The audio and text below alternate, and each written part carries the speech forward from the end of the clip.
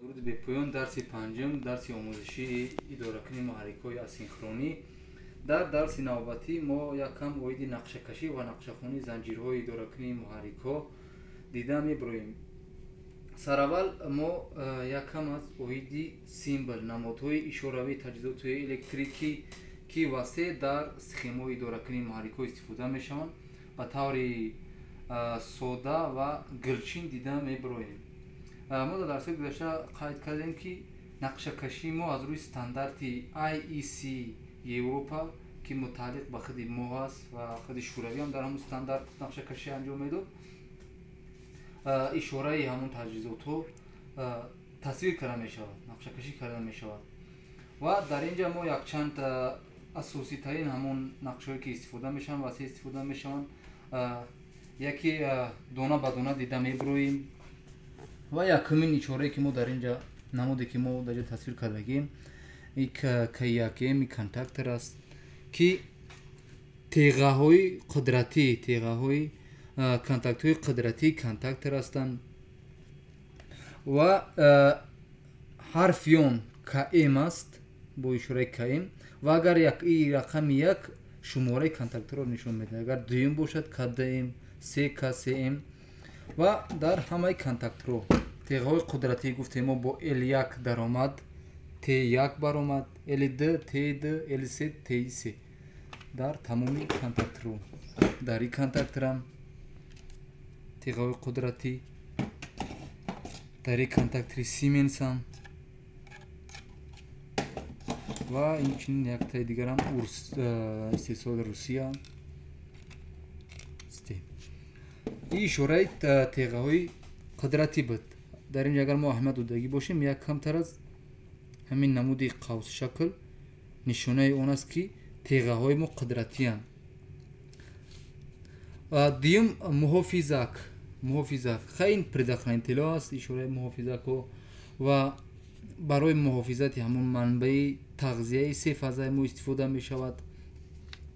سیم بیمتال ریله حمایت سیربوری یکی از ریله هایی که در اداره‌کنی محرک ها خیلی هم وسیع برای حمایت زنجیری قدرتی استفاده می شود.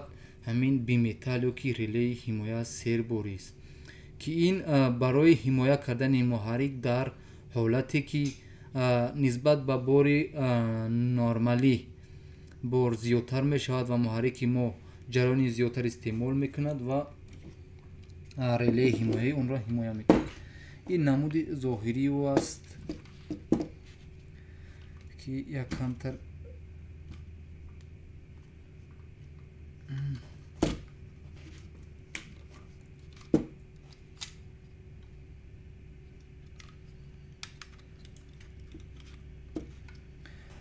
این پای در پای سریع با خود کانتاکتر پیوست می شود و در نقشه نوبتی دیده می بریم و پس از این سه تا برآمد دیگر با محرک اتصال می شود. در اینجا یکی از تگمه های اساسی که با نام قیاسک استافکا که جریان نامی خود محرک ما در اینجا میگذاریم. فرض کردیم محرک ما اگر جریان 36 امپر استعمال کنه ما قیاسک را در 36 امپر میگذاریم و اگر از 36 امپر زیاد استعمال کرد ریله سیربوری ما تحریک می شود و کانتاکت های خودش یعنی NC اینا را تغییر وضعیت بکنه که این باعث می شود که در زنجیر اداره‌کنی ما تغییر لوحه ها با وجود بیاید. این هم این که جریان کمتر است از 4 تا 6 امپر قیاسک دارد و یک چیز دیگر را باید قید کنیم. در اینجا یکی از رجه های این رجهش کار نمیکند و این رجه HA هندل اوتو این رجه به خاطری است که پس از با کار در آمدن یعنی حمایت کردن به طور دستی و که اتوماتیک برگشته وصل و قطع شدن همین وصل شدن ریله سیربوری نشون میده و این دو تکمه یک تکمه ریست در اینجا داره که پس از مثال اگر در رجه دستی مونده باشد H موندگی باشد پس از حمایت شدن ما باید به طور دستی ایره ریست کنیم و اینم برای استاپ که ما برای نظارت کردن برای تفتیش کردن ما استاپ کردن میتونیم. سیم نمود دیگر این منبع است، منبع تغذیه سه فازه ما است که ما به طور ایدئالی ما گرفتگی بده منبع را که اشارهش چنین است در نقشه کشی. نمود دیگر ترانسفورماتور است. نمود دیگر ترانسفورماتور که ما میدونیم ترانسفورماتور از دو پیچه، پیچه اول پیچه دیم که ترانسفورماتور ما در اینجا 400 ولت درآمد و 230 ولت برآمد دارد و این است یکی از نمودهای ترانسفورماتور. بدین شکل است که این ترانسفورماتور ما دو نمود منبع دارد. ما میتوانیم از اینجا 0 و 230 ولت تغذیه کنیم. بدین شکل اگر که منبع ما 230 باشد درآمد می شود و 0 24 ولت یا که بعد اگر ما این جایش کننده را تغییر دهیم 12 ولت هم میگیریم یا که 0 اگر 400 ولت ما منبع داشته باشیم این طرف هم ما 12 و 24 گرفته میتوانیم. این نمود ترانسفورماتور است. خیلی اشاره محرک اسینخرونی سه فازه روترش اتصالی کوتاه یا که قفسه است که ما در صنعت وسیع استفاده می شود و بعضا این را اسب صنعت هم میگویند چون که اساس رفت کار پروسس همون صنعت همین محرک اجرا میکند. این کلید وصل قطع است که ما اصلا ما رفتمت میگیم. این شکل است یک نمودی اون.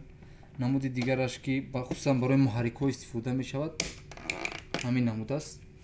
این کورنوشوی هم است و باید قید کنیم که در حاضر زمان و در محرک های خرد همین بیمتال ریله حمایت سیرباری استفاده نمی شود چون که این نمود محافظک ها کلیدهای محافظتی در خط قیاسک دارند که ما جریانش میگذاریم و محرک با از همون جریان نامی مثال تعیین کرده ما محافظت میکنه و حاجت به ریله سیرباری نیست. این اشاره автомат است کلید وصل قطع و این اشاره سیمپیچی سیمپیچی ریله ها و کانتاکتور ها. سیمپیچ که ما گفتیم با I1 I1 پلوس اد مینوس در این کانتاکتورهای دیگر ما I1 داریم I2 مینوس پلوس ندارم. حاضر ما این چیزا یا بار دیگه میبینیم برای چی این در اینجا مینوس پلوس است I1 I2. این منبع تغذیه کانتاکتور است. در کلی کانتاکتورها برای سیمپیچ منبع تغذیه تعیین شدگی است. این چیز حتمی است. فرض کنیم برای این نمود کانتاکتور ما منبع 230 از 220 تا 230 ولت با بسامدی 50 هرتز تغذیه کرده میتوانیم. در بسامد 60 هرتز باشد 220 تا 240. برای این کانتاکتور منبع تغذیه 380 است. فازوی است.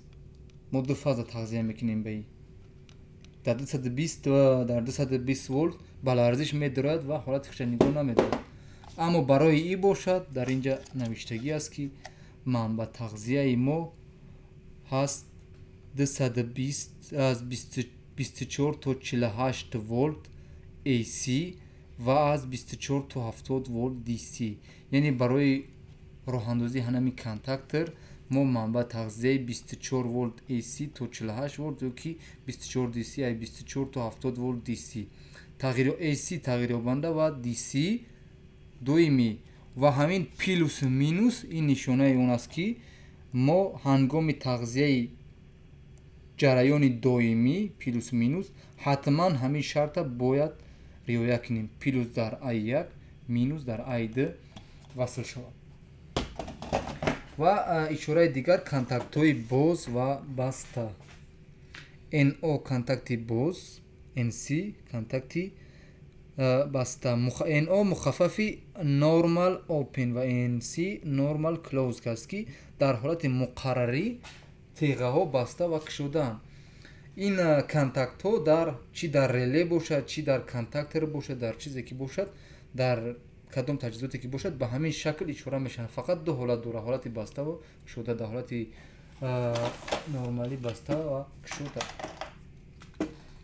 ин намунаи контакти ёрирасон аст ки дар контактро васл мешавад. контактҳои ёрирасон бадин шакл. ин аз ин контактро низ аз ҳамин ҷиҳат осон васл намешавад.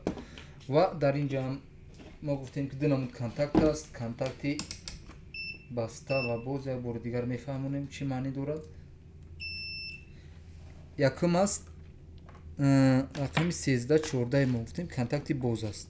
дар ҳолати нормалӣ боз аст ва ин дута баста аст. яъне пас аз таҳрик, яъне ба кор дуромадани контактор, теғао ҷои худшона иваз мекунад.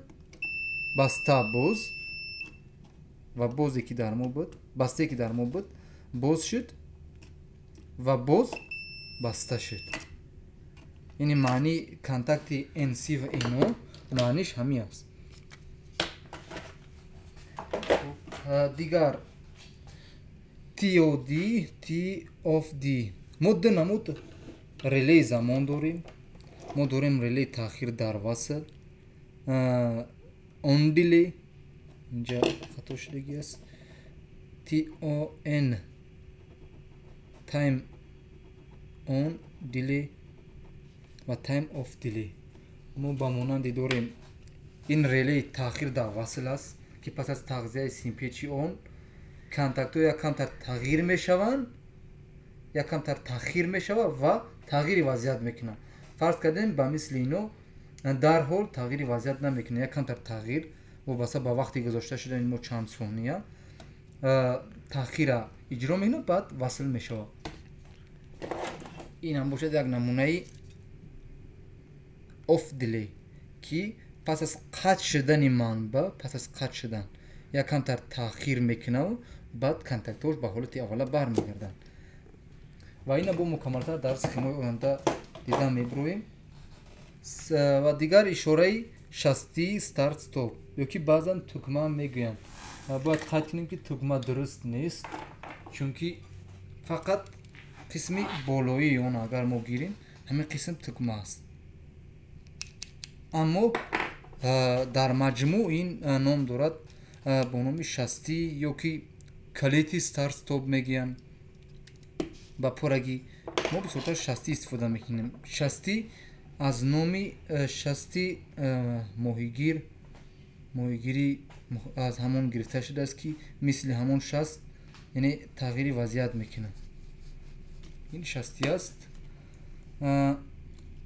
инам ду намуд контакт дорад. мо гуфтем дар дарсҳои гузашта, ин контакти басташ аст ва ин контакти боз аст. яъне шасти боз, контакти боз бошад агар ҳамин C4NO барои старт истифода мешавад ва баста бошад барои стоп. ва ин нишонаи он аст ки ба воситаи даст, ба пахши даст таҳрик мешавад. дигар ишораи мо калиди изтирорӣ, калиди садамавӣ ё ки emergency switch мегӯянд, ки ин ба шакли зерина, ки мисол дар ҳолати садамавӣ мо вақте ки пахш мекунем ҳолати хича нигоҳ медорад. на ҳамин секунҷа, ҳамин нишонгари ҳамон аст дар схемаи электрикӣ ки пас аз васл кардан ҳолати хича нигоҳ медорад. фарз кардем тукмаи мо ҳолати хича нигоҳ намедорад пас аз пахш кардан, аммо ин ҳолати хича нигоҳ дошт. ин калиди изтирорӣ буд. ва як ишораи дигар ин қулфи электрикӣ аст ки барои интерлок мегӯянд, барои контактҳо дар баъзе занҷирҳо барои мо лозим аст ки ягон контактора ба контактори дигар қулфи электрикӣ кунем, ки дар ҳамон ҷо ҳамин ишора гузошта мешавад. ва ин ишораи чароғҳои ишоравӣ аст ки бо HL истифода чӣ мешавад. ва инам намуна аз чароғҳо сурх, ҳолати фарз кунем садамавӣ, ҳолати нормалӣ, мисол ҳолати васл, кадом вобаста ба мо тааллуқ дорад ки мо чӣ мақсад қатъиро истифода мекунем. ва инам бошад манбаи тағзияи он ки навишта шуда 230 волт. ин шарт ҳатман бояд риоя шавад, яъне мо наметавонем ки дигар манбаро ба ҷо тағзия кунем. ва инчунин ин 24 волт, яъне ишораи тағйиробандаву доимӣ, яъне дар ин чароғ мо ҳатман бояд 24 волта тағзия кунем. пас аз пайваст кардан ба 230 волт чароғ корношоя мешавад. ва дигар ишораха ин манба тағзияи 24 волт ва ин нейтрал аст, ин аст. ва дигар шасти дчинака дубли мо аст ки мо дар дарси гузашта ҳамира дидем, яъне шасти стоп аст, фарз кардем 0 ки мо худ сохтааст ки дчинака аст, яъне пас аз пахш кардан баста боз ва боз баста мешавад, ки дар баъзе схемо дар занҷирҳои идоракунӣ хеле васеъ ин чиз ишора мешавад. мо токунун занҷирҳое ки тарроҳӣ кардем якам нуқсонам доштанд, камбудӣ доштанд, мукаммал набуданд. ва бояд қайд кунем ки занҷире ки мукаммал аст, занҷири мукаммал, занҷири мукаммали идоракунӣ аз чунин зербандҳои зерин иборат аст. сараввал манба фаз, яъне мо манбаро бояд тағзия кунем, чи L1 бошад, L2 бошад, L3 бошад, фарқ надорад. якум манба аст. баъди манба ҳатман якум дараҷа аст гузоштани муҳофизак, чи муҳофизаки сода бошад, чи калид муҳофизак ба шакли зерин бошад, чи автомати мисол фаза 0 бошад. кадоме ки бошад, ин ба хотире аст ки мо ҳамин занҷири идоракунимона муҳофизат кунем, чунки дар инҷа мо медонем ки контактор ҷойгир аст ва симпечи контактор ниҳоятан муҳим аст. ва пас аз мисол корношоям шудани симпеч худи контактор низ аз кор мемонад, ки ин ҳаҷми мисол масрафи маблағи контактор хеле ҳам зиёд аст ва аз ҳамин ҷиҳат барои мо ҳатмӣ аст муҳофизат кардани ҳамин занҷир. ва бояд қайд кунем ки ҷараёни ҳаминҷа ва муҳофизаки он хеле ҳам кам аст, аз тақрибан аз 1 то 3-4 ампера ташкил медиҳад, яъне зудгудози муҳофизак фарз кунем бояд дар расиши кӯтоҳи ҳамагӣ аз 1 то 4 ампер ҳатман бояд мисол автомати мо партоя ёки муҳофизат шавад. хайн аз 10 ампер ин қадар мисол ҷоизам нест, ин намуди муҳофизака гузоштан бояд хурдтар аз 4 ампер бошад. ва дуюм аст дуюм муҳофизак буд ва сеюм омадем релеҳои муҳофизатӣ. релеҳои муҳофизатӣ мо чанд намуди реле дорем вобаста аз протсесс, ҳамон раванде ки мо муҳаррика идора мекунем. аксаран маврид мисол дар схемаи мо танҳо ҳамин релеи серборира мемонанд, аммо бисёри мавридҳо аст ки мо мебинем ки релеи контроли фаз, ки яке аз релеҳои васеъ истифода мешавад дар занҷирҳои идоракунӣ ҳамин аст ки фарз кардем дар бисёри таҷҳизотҳо самти чархиш, гардиши мотор ниҳоятан муҳим аст. мо медонем ки бо ҷойваст шудани яке аз фазҳо, якум ба дуюм, дуюм ба сеюм ёки якум ба сеюм, самти гардиши муҳаррик тағйир меёбад. розгард бошад чапгард, чапгард бошад розгард мешавад ва ин чиз ба хатарҳои мисол ҷиддӣ оварда мерасонанд. ва аз ҳамин ҷиҳат мо чунин релера барои муҳофизат кардан ҳатман дар занҷир мегузорем ва симкашиша мо дар дарсҳои оянда мебинем. ва ҳамон контакти баста, теғаи бастаи он ана инҷа аст теғаш ки 15 муштарак аст, ком ба шакли зерин аст. беҳтараш тасвир кунем. ин баста аст ва ин боз аст.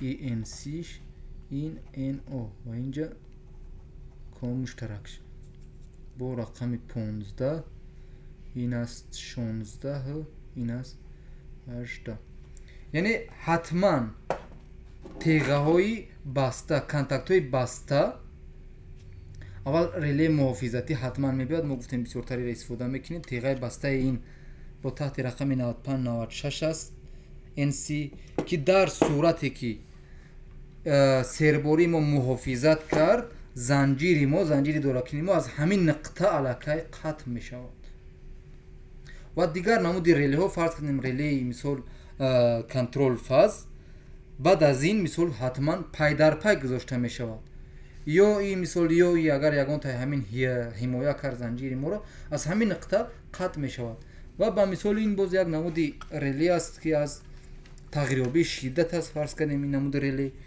که در اینجا دارد قیاسک با گذاشتن شدت فرض کنیم با بلند شدن شدت از 400 ولت بولو یا که پس شدن از 230 ولت ما قیاسک او را میگذاریم که در همان مثال موردها محرک ما را حمایه کند چون که میدونیم اگر شدت پس شود محرک جریان زیادتر استعمال میکند و این چیز سبب میشود که محرک ما کار ناشویم شود و بعضا موردها در نسوس ها در بعضی محرک هایی که باز دو تا ناقل دیگر علاوه ناقل یاری رسان دارند در داخل آنها یک تجهیزاتی که برای محافظت از گرمی گذاشته شده است که با اون میگن ترمورزیستر است که با تغییر یافتن شکلش چنین است با تغییر یافتن حرارت همون تجهیزات ما همون رزیستری ما گذرانندگی را پیدا میکنه و حمایه میشود و همون رزیستری ما پیوست میشود به همین اتصال و ما از این یک کانتاکت بسته میگیریم و در اینجا مثال سریع به اینو پای در پای پیوست میکنیم و در حالتی که گرم شدن محرک این سیگنال میدهد و کانتاکتش تغییر وضعیت کرده زنجیر ما را از همینجا قطع میکند این قسم بود تو ریلی‌های محافظتی یعنی همه چیزهای محافظتی بعد از منبع بعد از محافظت گذاشته میشوند که محافظت که ما اگر محافظت کند از رسش کوتاه از ارکا یا که اتصال کوتاه اینها باشد از حالت چی حالت گرم شوی باشد مثال سرباری باشد از کدام حالتی که باشد تغییریابی فاز است محافظت میکنه و زنجیر از همین قسمت علاقه قطع میشود و منبع قطع میشود و منبع قطعی منبع با قطعی کیاکیم سیمپچی کیاکیم میآید و زنجیر ما پر قطع میشود بعد اینا حتما گذاشته میشود تکمه شستی قطع یعنی کلید استاپ ما گفتیم کلید استاپ بعد اینو میگذاریم این است این استاپ حتما بعد میبیاد از تیغه بسته استاپ میگذرد و بعد از استاپ باشد باز میگذرد از استارت و در اینجا یک چیز دیگر ما علاوه کردیم این استارت باشه اگر کانتاکت اداره کننده فرض کردیم در بعضی موارد ما یگان کانتاکت بسته یا که باز داریم که از دیگر عامل ها وابستگی دارد فرض کردیم اینترلاک قلف الکتریکی که این دو تا کانتاکت داریم خصوصا در حالت چپگرد روزگرد کانتاکت یکم ما با کانتاکت دیگه قلف الکتریکی دارد یعنی این کانتاکت به این اجازت میده این کانتاکت به این اجازت میده و همون کانتاکت ها یعنی همون کانتاکت رو در همین نقطه در قسمی ششم کانتاکت های اداره کننده چونکه یک کانتاکت دیگری اداره میکنه یک تیغه و بعدم سیمپیچ در قسمت هفتم سیمپیچ میآید و اخیرام سیمپیچ است و سیمپیچ اتصال میشه به نول به نیترال یا که اگر 380 باشد به یکی از مثال فازو الی 2 باشد یا که الی 3 باشد و این قسمت قسمی مکمل زنجیری اداره کنی در کلی زنجیرهای اداره کنی محرکی اسینخرونی یعنی ما اگر همین پای در پای را اجرا کنیم و سخیمه ما از روی همین پای در پای طراحی شده باشد мо бо боварӣ комил гуфта метавонем ки занҷири мо мукаммал аст, чунки дар инҷа мо дидастем ки ҳамаи шартҳо ҳимоя аз расиши кӯтоҳ, ҳимояи релеӣ мисол пора гузошта мешавад. ва дар дарсҳои минбаъда мо кӯшиш мекунем ки кулли схемаҳои ояндара аз рӯи ҳамин пайдарпайӣ бо идоракунии мисол комил бо занҷири комилшон тароҳӣ кунем ва натиҷаша бо таври таҷрибавӣ бинем.